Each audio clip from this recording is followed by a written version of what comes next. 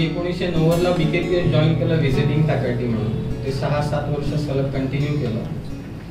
2000 साली अजून एक मुलींचं कॉलेज आहे पुण्यामध्ये फेमस BNCA, आणि तिथे 9 वर्ष राहिलो मी. आणि इन द मेन टाइम परत BKPS जॉईन केलं. असं ते व्हिजिटिंग फॅकल्टी हे जरा धरसोड असतं प्रत्येक कॉलेजेसमध्ये. आणि असं 1-2 वर्ष PVT म्हणून एक कॉलेज आहे तेव्हा कुठला, तिथे काम केलं.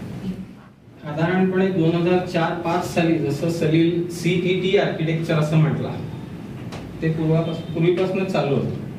ते आता 1-3 वर्ष झाली बंद झाले ते. आणि नाटा ह्या बेसिसवरच तुम्हाला ॲडमिशन मिळते. नाटा 100 मार्कांची डिव्हिजन आहे. 100 मार्क ऑनलाईन, 40 क्वेश्चन्स असतात त्याच्यात. त्याला तुम्ही MCQ म्हणता, मल्टी चॉईस क्वेश्चन्स. ते 40 क्वेश्चन्स हे 1 तासात सोडवायचे असतात. त्याच्यासाठी तुम्ही टिप टू टो जागा असलं पाहिजे. अलर्ट हा एवढा एकच शब्द आहे त्याला. आणि त्याच्यासाठी भरपूर वाचन, भरपूर बघणं आत्ताच्या वयाला अत्यंत इसेन्शियल आहे. तुम्हाला 100 पैकी ऑन अँड ॲव्हरेज मुलं 40 ते 42च मार्क मिळवतात. जास्त चांगलं वाचन आणि येस स्केचिंग ॲबिलिटी चांगली असेल तर, कारण मी ड्रॉइंग या विषयाला 100 पैकी 100 मार्क देणार. स्केचिंग आणि ड्रॉइंग ॲबिलिटी थोडीफार जरी असेल तर ती डेव्हलप करता येते.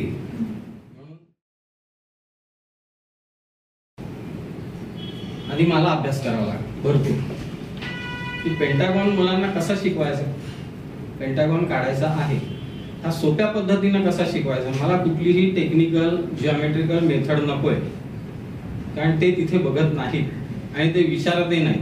नाटाला अत्यंत बेसिक फॉर्म्स, बेसिक शेप्स जे असतात त्याच्याशी नाटा डील करतं. आणि अगदी जनरल नॉलेज ज्याला म्हणून, किंवा एक थोडासा architectural awareness, like pedestrian signal on आहे, फुटपाथला उभे आहात तुम्ही, समोर फुटपाथ आहे, झेब्रा क्रॉसिंग आहे, लोक जा-ये करतात कारण पेडेस्ट्रियन सिग्नल ऑन आहे, त्यामुळे वाहनं थांबलेली आहेत. तर मुलांना शिकवताना जर मी सांगितलं इथे स्टॉप लाईन असते, इथे वाहनं थांबलेली काढायला पाहिजे, सर पण असं नसतं कधी.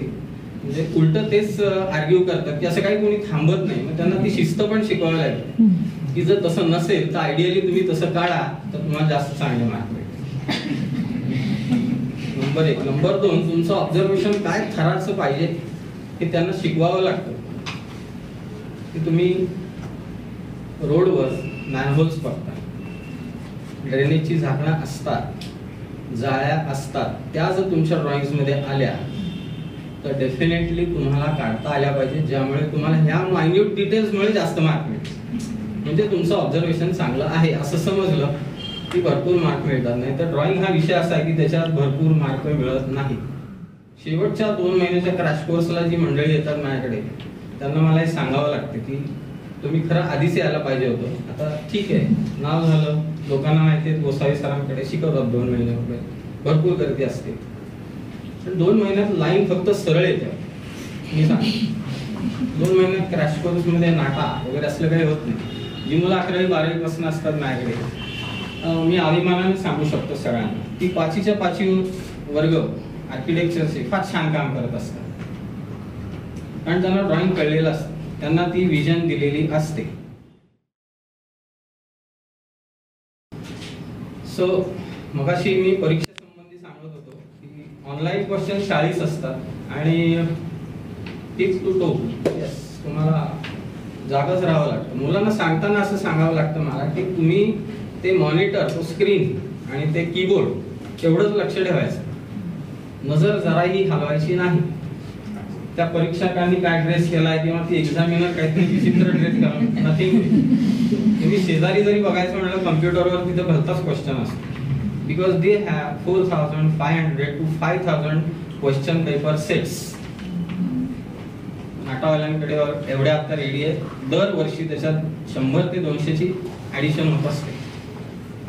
म्हणजे थोडक्यात तेवढा अभ्यास मलाच आधी करावा लागतो, तेव्हा मग मला त्यांना विषय देता येतात वेगळे वेगळे. आणि सिच्युएशन्स अत्यंत, म्हणजे मला आता आश्चर्य वाटतं हे सगळं की कसं काय करू शकतो आपण हे. तुम्ही मासा आहात असं इमॅजिन करा, तुम्ही इन्सेक्ट आहात असं इमॅजिन करा, तुम्ही पक्षी आहात असं इमॅजिन करा. खूपशा म्हणजे शब्द देखील ते एक सांगणं आहे सगळ्या मुलांना ते इथे असलेलं आहे की तुमची व्होकॅब्युलरी वाढवा, तुम्ही वाचा भरपूर. वाचलेलं कधीही वाया जात नाही, रादर शिकलेलं कुठलंच काही कधी वाया जात नाही. कुठे ना कुठे ते तुमच्या उपयोगी पडतं. त्यामुळे शब्द संपत्ती जास्त पाहिजे, वेगवेगळं वाचन पाहिजे तुमचं. ऑब्झर्वेशन तर मी मगाशीच सांगितलं, कुठल्याही पुस्तकांची गरज नाही.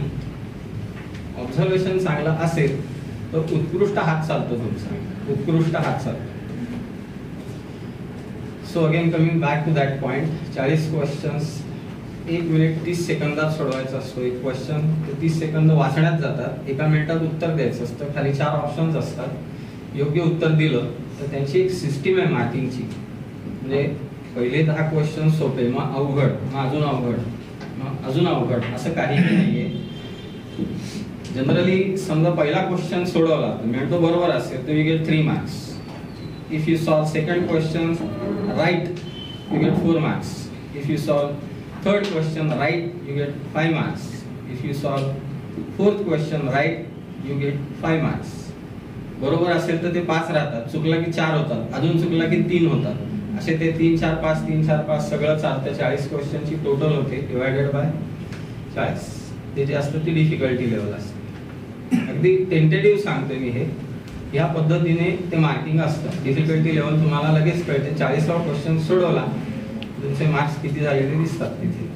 आत्ता एक अजून परत आय थिंक नवीनच आलेला आहे नियम. पूर्वी जो ॲव्हरेजचा होता मागच्या वर्षापर्यंत, तो आता बेस्ट ऑफ 5 असं झालेला आहे. म्हणजे मुलं 5-5 वेळा बसू शकतात. त्यात सगळ्यात जास्त मार्क्स ज्या अटेम्प्टला मिळतील ते गृहीत झाले. आणि ते यंदाच्या बॅचपासून माझं चालू झालेलं आहे. आणि yes I got a very good response to that. म्हणजे एका अटेम्प्टला 120 मार्क पडले असतील आणि समजा विद्यार्थिनी किंवा विद्यार्थिनीने सांगितलं की सर मी परत बसते, येस बस, मग ते 120 चे 127 होणं, मग ते 100 असं झालेलं आहे. I am happy with. Now NATA drawing, they ask you 3 questions only. 2 dimensional plane drawing, 3 dimensional solid objects and a memory drawing. 25 mark, 25 mark आणि 50 मार्क. माझा अनुभव असा की ते खूप खुश असतात. तसं आता सगळ्या स्पीकर्सने सांगितलं तसं मी सांगतो की स्वतःला एक्सप्रेस करायला अजिबात घाबरायचं नाही. म्हणजे मुलं मागे पडतात तिथे त्यांना करायचं असतं बरोबर, पण ते एक्सप्रेस करायला घाबरतात. माझी लाईन चुकली तर काय, सरांनी सांगितल्याशी तिरकी लाईन नीट आली पाहिजे, ती जर नाही आली तर वगैरे असं काहीही करायचं नसतं. काहीही नाही, अजिबात घाबरायचं नसतं. मलाही माहित नव्हतं काही, हे शिकलो मी आणि आज मी शिकवतोय की तुम्ही घाबरू नका. कारण या डिझायनिंग ॲबिलिटी जे आपण बोलतो आहोत तिथे मी इतका वेळ ऐकलंय किंवा काही कुणा एकाची मालकी नाहीये. म्हणजे असं एक उत्कृष्ट उदाहरण देताना की सर माझं गोल सर्कल काढताच येत नाही, मला उदाहरण द्यावं लागतं की ते खेडेगावामध्ये बायका गोवऱ्या थापतात, त्यांना कोण शिकवतो गोल काढायला? किंवा त्या छोट्या छोट्या मुली असतात त्या सुरेख रांगोळी काढतात खाली. मी खेडेगावातलं, त्यांना कोण शिकवतो? कोणीही शिकवत नाही. ते आतनं असतं, आतनं येतं ते, आणि प्रत्येकाला असतं. म्हणजे दुसरं एक उदाहरण ह्या लहान मुलांना नेहमी देतो 11वी-12वीचे की तुम्ही रस्त्याने चाललाय, काय नाही जस्ट खेळता इकडं तिकडं, एकदम बिल्डिंग बघते सुरेख, असं काय होतं की काय? ती तुमची एस्थेटिक ब्युटी असते तुमच्या आतली. तुम्ही ते अप्रिशिएट करत असतात, जे काही दिसतं त्याच्याशी तुम्ही स्वतःला कोरिलेट करत असता.